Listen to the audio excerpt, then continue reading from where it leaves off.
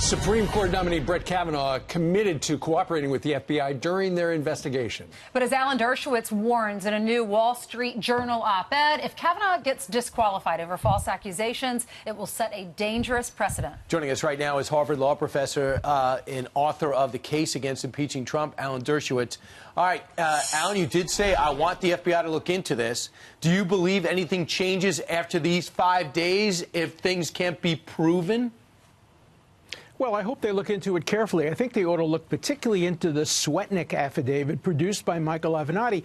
That's the most serious one. They're charging him with gang rape, with standing on a line, waiting to rape women who have been drugged. I think it's so important to investigate that, because if it turns out that was made up out of whole cloth, it puts the lie to the notion that you should believe all victims, that no women ever lie, that nothing is made up. And if it turns out to be true, that is clearly disqualifying. Well, so I would get to that clearly and decisively. Well, who do you believe? Because based on, you saw her on camera with Michael Avenatti, but then you saw him in the hearing, and he was like, that's a farce. I don't even know this woman.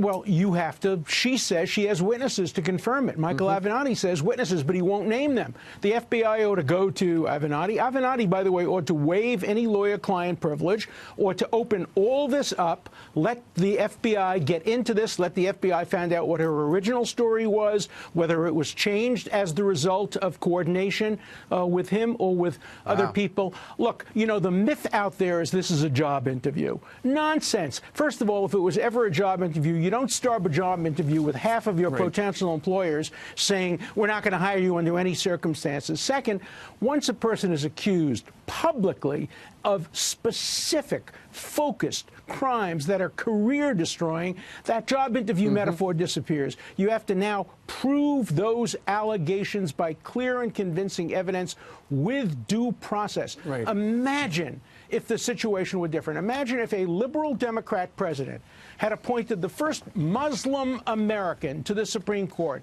and somebody said, oh, yeah, I remember he was a terrorist when he was 17. The ACLU would be all over this case. No, you can't presume guilt of terrorism.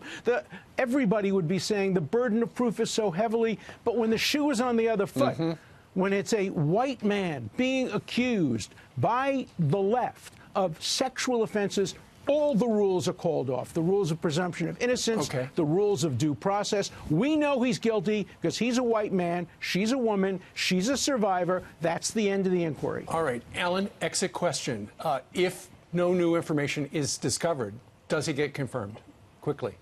Well, it's up to 4 people. And I would think if no new evidence comes out, then the burden of proof hasn't been satisfied. And because this was put in the public domain, he will probably be confirmed. All right. Alan Dershowitz, we'll read that op-ed. Thanks so much for your opinion.